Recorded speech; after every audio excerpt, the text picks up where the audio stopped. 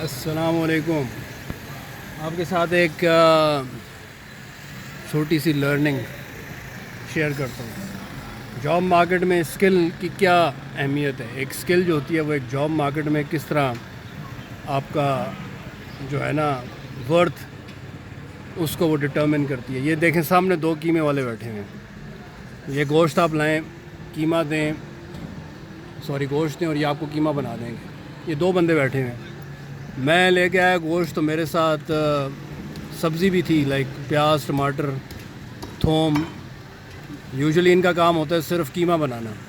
میں اس کے پاس لے کر آیا تو جب میں نے شاپنگ بیگ کھولا تو آئی کیم ٹو ریئلائز کہ یار سبزی بھی ہے, یہ بھی اس کو کاٹنی پڑے گی. پہلے اس نے مجھے شکل بنا کر دیکھا کہ بھئی اب سبزی کون کاٹے گا, تو لیکن اس نے دیکھا کہ اب یہ بندہ آ گیا ہے اور میرے پاس کافی زیادہ گوشت تھا, تو اس نے مجھے فوراً کہا کہ جی کوئی مسئلہ نہیں, میں آپ کو انٹرٹین کروں گا.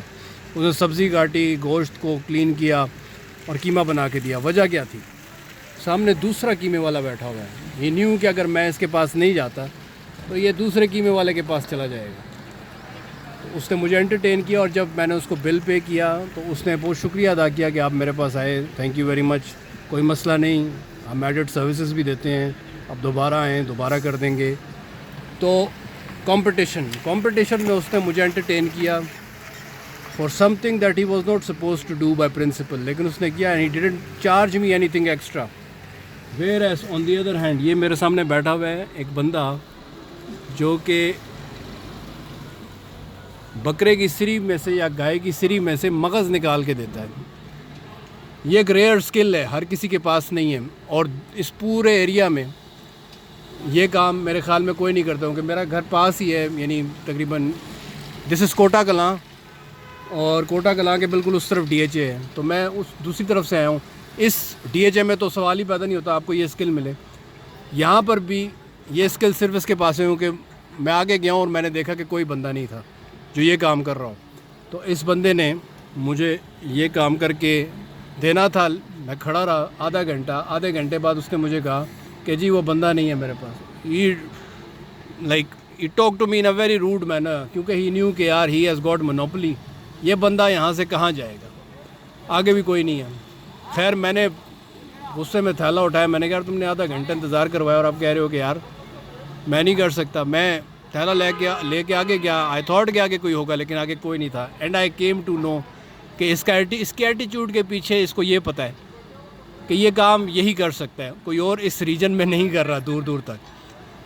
تو اب یہ ساری کہانی آپ کو سنانے کا مقصد یہ ہے کہ آپ کی اسکل جو ہے لیبر مارکیٹ میں, اس کی ریئرٹی, اس کی ریئرٹی کا مجھے اردو میں کیا کہوں, ریئرٹی جو ہے نا اس کی, کہ وہ کتنی کم ہے یا کتنی زیادہ ہے, یہ چیز ڈٹرمن کرتی ہے آپ کی اسکل کی ورتھ, آپ کی اسکل کی قیمت.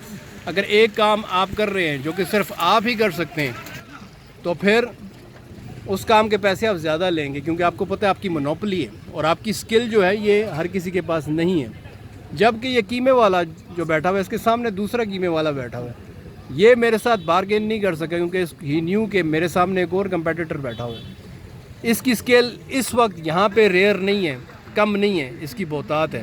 اس نے مجھے انٹرٹین کیا اور مجھے ویلیو ایڈڈ سروس بھی دی, لائک سبزی بھی کاٹی. لیکن بکرے کی سری میں سے مغز نکالنے والا جو بندہ بیٹھا ہے اس کو پتہ تھا کہ اس کی اسکل ریئر ہے, کوئی اور یہاں پہ کام نہیں کر رہا, اس لیے اس نے مجھے بڑا روڈلی انٹرٹین کیا اور بڑی کرٹلی اس نے میرے ساتھ ایروگنٹلی اس نے میرے سے بات کی, اور پھر آخر میں میرا کام بھی نہیں کیا, کیونکہ اس نے کہا جی اگر آپ نے کام کروانا ہے تو آپ انتظار کریں.